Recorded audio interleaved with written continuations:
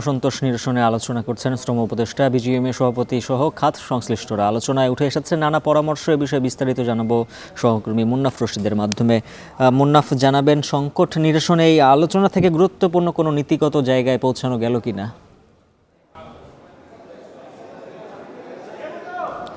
উজ্জ্বল, মূলত অনুষ্ঠানটি শুরু হয়েছে দুপুর 12টায় এবং টানা 4 ঘন্টা কিন্তু এই প্রোগ্রাম চলেছে। এই 4 ঘন্টায় কিন্তু মালিকদের পক্ষ থেকে বিভিন্ন ধরনের মত এসেছে, তারপরে উপদেষ্টারা ছিলেন, শ্রমিক পক্ষ ছিলেন, শ্রমিকদের নেতারা ছিলেন, বিভিন্ন পক্ষ থেকে বিভিন্ন ধরনের মতামত এসেছে।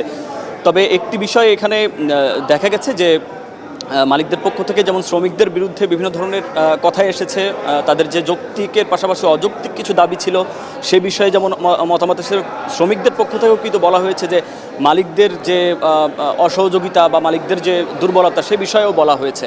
পাশাপাশি এখানে যে শ্রম সচিব ছিলেন তিনিও এখানে বলেছেন যে এর পাশাপাশি আর্থিক খাতে যে ব্যাংক খাত থেকে মালিকদের যে অর্থ ছাড়ের যে বিষয়টি নিয়ে একটি জটিলতা বা এক ধরনের ধীর কার্যক্রমের একটা ব্যাপার রয়েছে, সে বিষয়ে সমাধানের কথা এখানে উঠে এসেছে, যেটি সমাধান করা খুবই দ্রুত সমাধান করা সেটি কাম্য বলে তারা বলেছেন। যে তাহলে বকেয়া বেতন যাদের বাকি রয়েছে পরিশোধ করা সেটি পরিশোধ দ্রুত হবে, ফলে এটি করা হলে কিন্তু কিছুটা সংকট সমাধান হবে।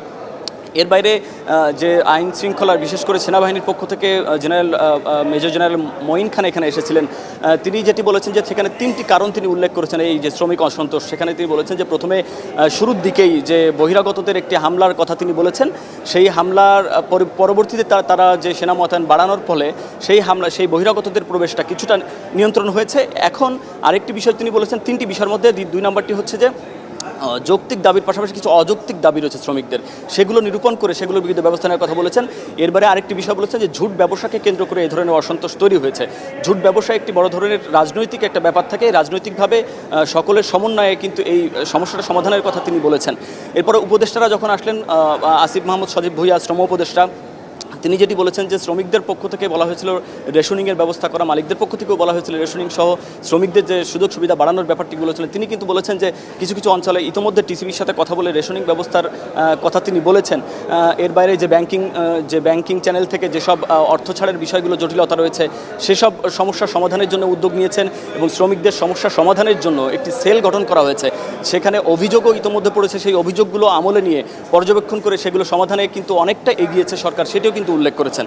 এরপরে শিল্প উপদেষ্টা আসলেন। শিল্প উপদেষ্টা তিনি বললেন যে এখানে বহিরাগতদের একটি অবস্থান রয়েছে এবং এই সমস্যা সমাধান করার জন্য সরকার ইতিমধ্যে বিভিন্ন ধরনের ব্যবস্থা নিয়েছে।